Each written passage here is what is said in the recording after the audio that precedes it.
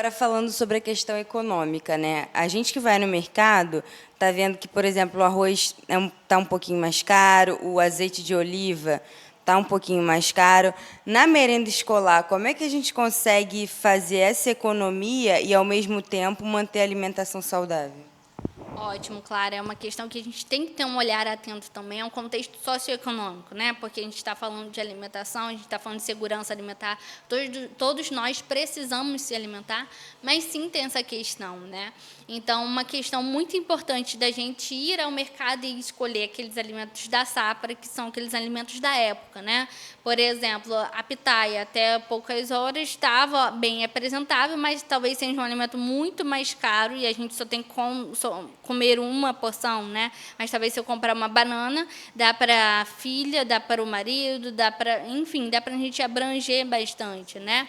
Então, sempre olhar, quando a gente vai olhar para verduras, frutas e legumes, olhar para as safras, né, de alimentos e também escolher dentre aquele, por exemplo, o arroz. O que tem aí substitutos do arroz? Temos o macarrão, temos a batata inglesa, temos a batata doce, que é do mesmo grupo alimentar. O feijão, o grão de bico, como a gente já citou, a carne vermelha está mais cara, mas o frango, o ovo, o peixe, eles também são desse mesmo grupo. Então, a gente retoma naquilo de variedade, né, que dá para a gente trabalhar bastante nisso, nesse contexto socioeconômico. Certo.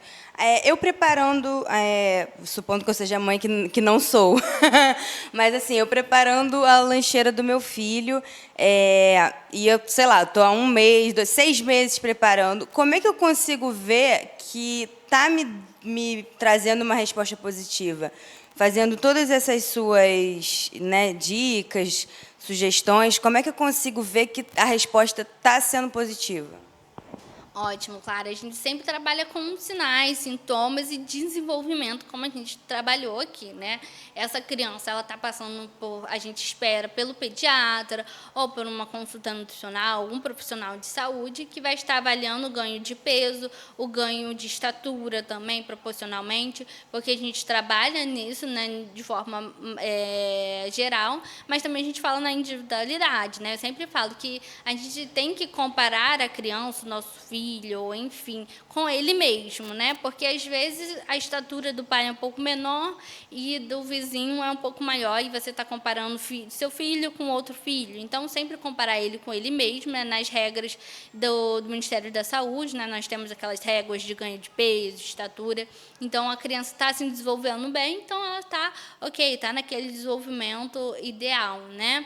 Além disso, nos sinais que ela vem apresentar também, ela está com energia ou ela está com sinais de anemia, está aquela criança mais cansada, já acorda indisposta, está sentindo muito sono, né? Tudo isso é possível a gente avaliar. Ela está um pouco pálida, não, ela está ok, ela está bem, né? Então, a gente sempre observar a criança e comparando ela com ela mesma, dentro de um contexto de saúde, a gente vai olhar os exames bioquímicos, se está com todas as taxas certas, né? No ganho de peso, estatura, como a gente já falou, né? E dentro de casa é possível a gente observar a energia, se ela está disposta, né? E tudo mais. Falando agora diretamente das consultas ao nutricionista, né? Quando que a gente vê que é necessário alterar aquela frequência que a gente está tendo de uma determinada dieta?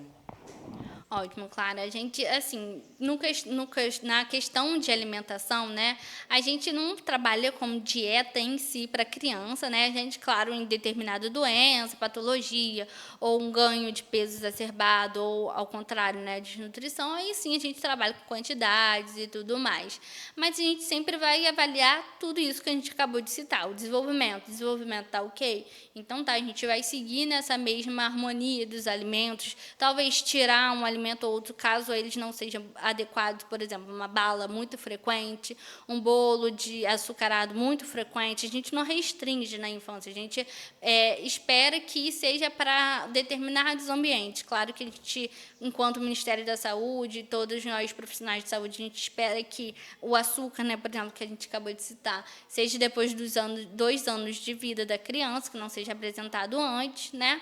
Então, que a gente consiga trabalhar nessa variedade, né, alimentar, e a gente sempre avaliar esses parâmetros que a gente acabou de citar, e caso seja necessário, alguma adequação nutricional, né? Por exemplo, uma criança que está apresentando hoje muito desânimo, está com muito sono, então eu vou observar se não está com alguma carência de vitamina B12 ou de ferro, está com uma anemia mais mascarada, né? Ou alguma outra patologia, então sempre observando esses sinais, sintomas e desenvolvimento dessa criança. Você falou dessa questão do açúcar, né? Quando a gente vai no mercado, a gente vê vários tipos de açúcar. O açúcar padrão, que é aquele refinado, o açúcar magro, demerara, mascavo.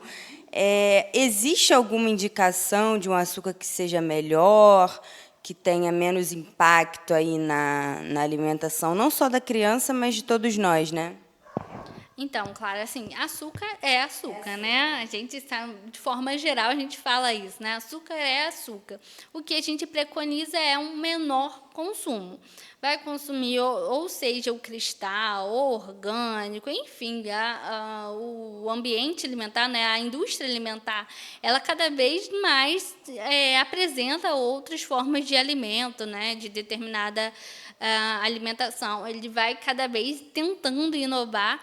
Então, a gente sempre preconiza que seja o menor consumo possível, né? A gente vai trabalhar muito mais nessa questão de proporção do que realmente um contexto para a questão de açúcar, do que determinada marca ou determinado tipo, porque açúcar era açúcar. E como a gente falou, depois dos 2 anos a gente apresenta, mas não é necessário apresentar. A criança vai estar naquele contexto, e uma hora ou outra ela vai ser apresentada, né? Mas, de forma geral, para toda a população, né? Açúcar é açúcar e é necessário evitar o consumo.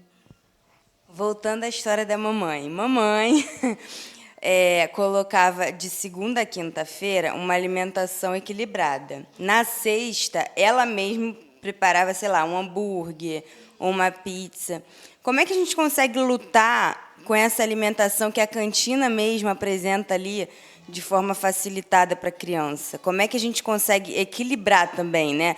Como eu te falei, tinha aquele dia da sexta-feira que podia ser mais livre, mas, ao mesmo tempo, ela mesma preparava, que eu acho que isso faz também diferença. Como é que funciona?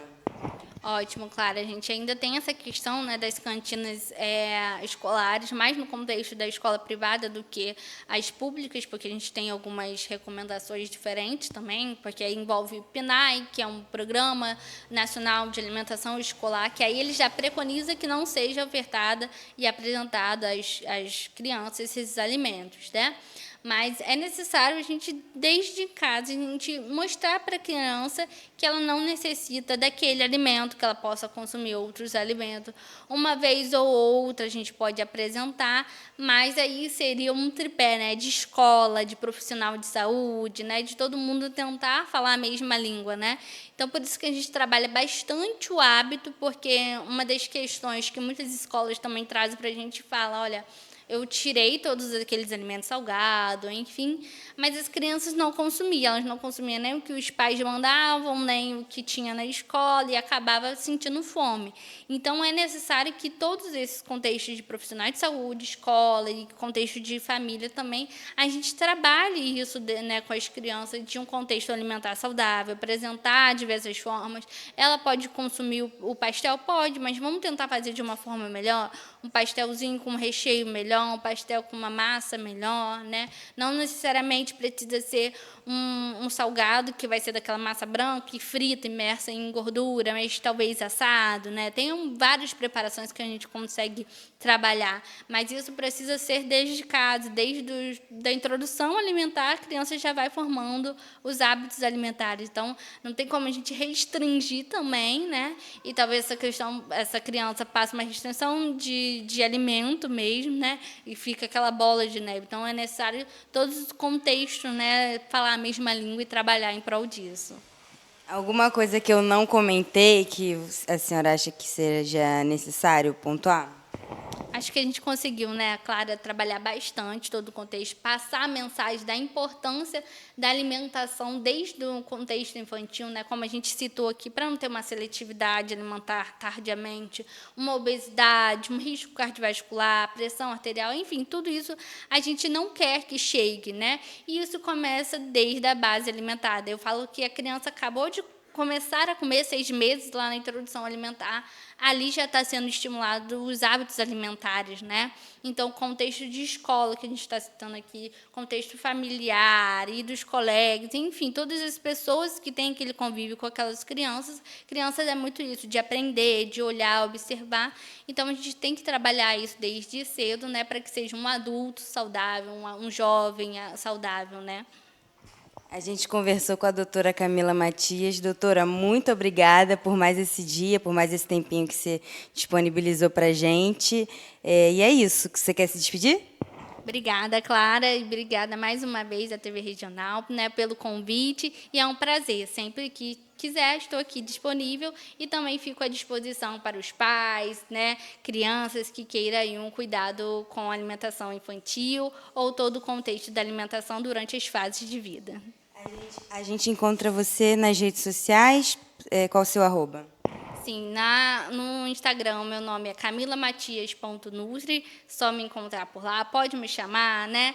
Pode passear pelos textos e publicações que eu tenho lá, e também estou à disposição em Cantagalo ou Cordeiro, você me encontra para consultas nutricionais ou online também. Muito obrigada mais uma vez, TV Regional, nossa TV local.